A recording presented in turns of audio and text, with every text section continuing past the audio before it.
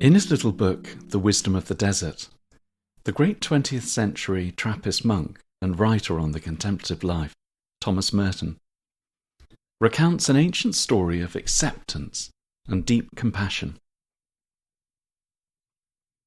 Abbot Anastasius had a book written on very fine parchment, which was worth 18 pence, and had in it both the Old and New Testaments in full. Once a certain brother came to visit him, and seeing the book, made off with it. So that day, when Abbot Anastasius went to read his book and found that it was gone, he realized the brother had taken it. But he did not send after him to inquire about it, for fear that the brother might add perjury to theft. Well, the brother went down into the nearby city in order to sell the book, and the price he asked was 16 pence. The buyer said, "Give me the book, that I may find out whether it's worth that much."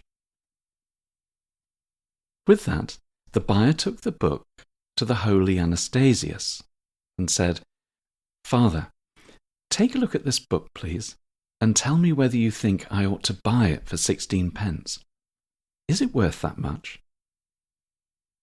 Abbot Anastasius said, "Yes, it is a fine book. It is worth that much." So the buyer went back to the brother and said, "Here is your money. I showed the book to Abbot Anastasius, and he said it's a fine book and worth at least 16 pence. But the brother asked, "Was that all that he said? Did he make any other remarks?" "No," said the buyer, "he did not say another word." "Well," said the brother, "I've changed my mind. I don't want to sell the book after all." Then he hastened to Abbot Anastasius and begged him with tears to take back his book. But the abbot would not accept it, saying, "Go in peace, brother. I make you a present of it." But the brother said, "If you do not take it back, I shall never have any peace." After that, the brother dwelt with Abbot Anastasius for the rest of his life. Anastasius accepts the brother just as he is. He's not interested in judging. His only concern is to offer a space in which healing and growth can happen. Let's take a moment to imagine that the acceptance and compassion Anastasius offers is not directed to another person, but to a younger Anastasius. Let's imagine that the brother is the residue of wounds, of painful experiences, memories of decisions taken many years ago. Jesus teaches, "Be compassionate just as your Father is compassionate." For some, the word Father can be difficult to hear. It can bring up pain, whether from a difficult relationship with their father, or from difficult experiences of church, of clericalism, of patriarchy in general. In a way that was extraordinary for her time, the great medieval teacher of the contemplative life, Julian of Norwich, famously speaks of God as Mother. Julian doesn't reject the traditional language of speaking of God as Father, but radically expands it, saying that God is Mother as much as God is Father, because God is love. Julian, you might say, presents a holistic understanding. God as the good parent. With this in mind, we might hear Jesus anew. Be compassionate, just as the good parent is compassionate. The good parent relates to us in a way that never causes us to doubt that their love is unconditional. Their love is humble and holds us in safety. It provides a space in which we can be honest about ourselves.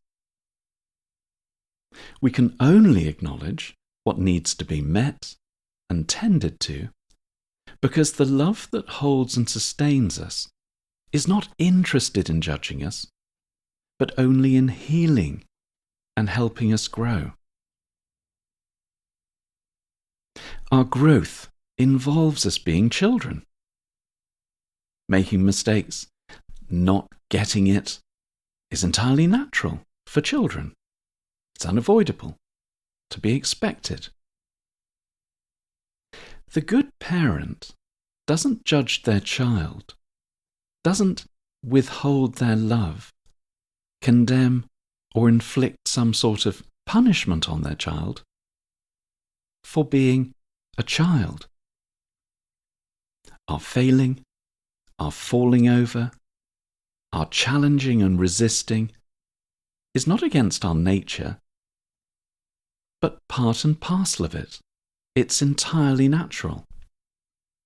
We can't learn, we can't grow and mature without this.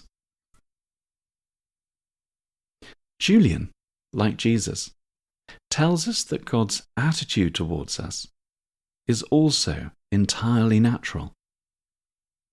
God is like the loving mother who watches over her children, feeds them, and remains patient when they struggle to understand what is best for them and best for those around them. Because of this, Julian sees no anger in God toward any of us. If God meets us with such compassion, how might we learn to offer this compassion to ourselves? Many Christians will have been taught, directly or indirectly, that they should love God first, then love their neighbour, and only then love themselves. Taking care of ourselves often comes last.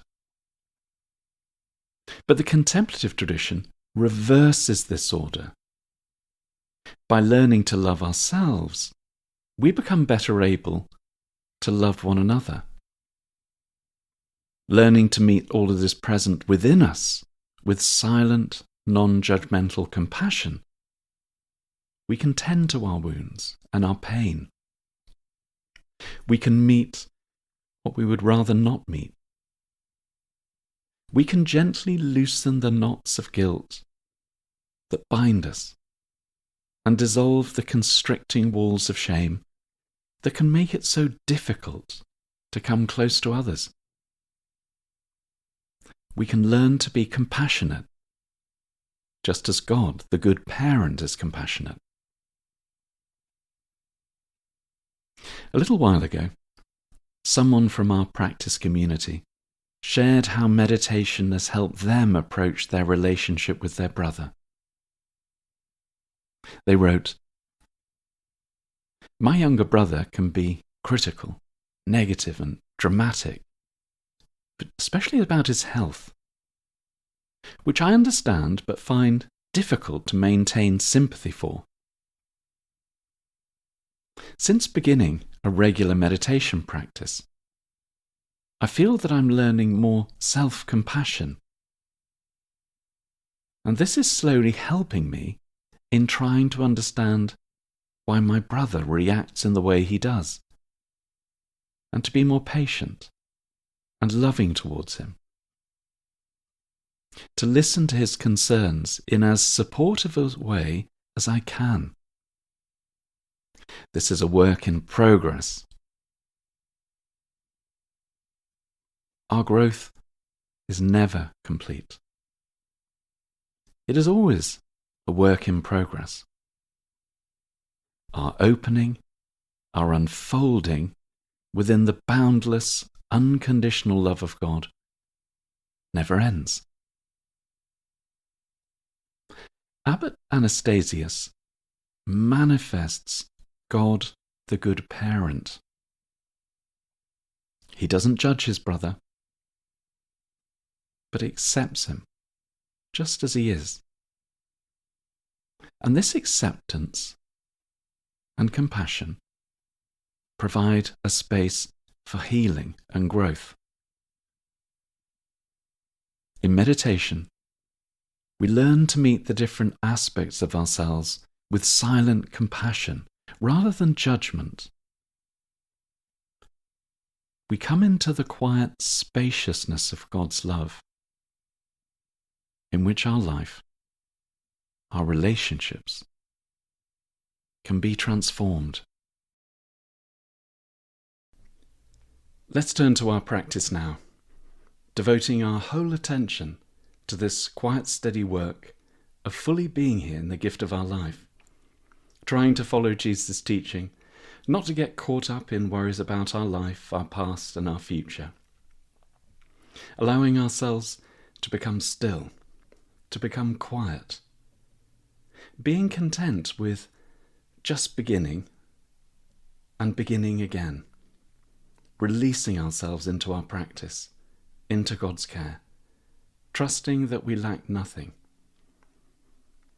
So make sure you're sitting comfortably. If you're in any other position, just be comfortable. But if you're sitting, try and sit with your back as straight as you're able, body still, relaxed, but alert.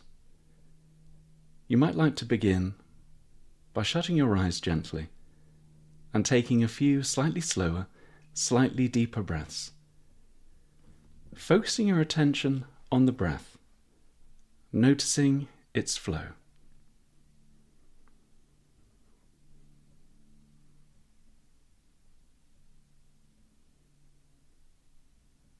Now you might like to begin to say, to sound silently, interiorly, a simple prayer word or short prayer phrase. It might be as simple as love or peace or thank you. We just say it, sound it silently, interiorly, with the in-breath and with the out-breath. So the sounding of the word and the flow of our breath become one easy flow. Or simply focus on your breath and follow that, whatever works best for you. Whenever we notice our attention has followed a thought, grabbed onto a feeling, or some other content of experience, and we've begun to chat to ourselves, watch a little film in our heads, as soon as we notice that, that's not failure, that's awareness. And we simply let it go by bringing our attention back to the prayer word and the breath. We don't place any demands or expectations on ourselves. We just begin and keep beginning. We just return and keep returning. I'll ring the bell to begin our time of meditation, and again when it's time to finish.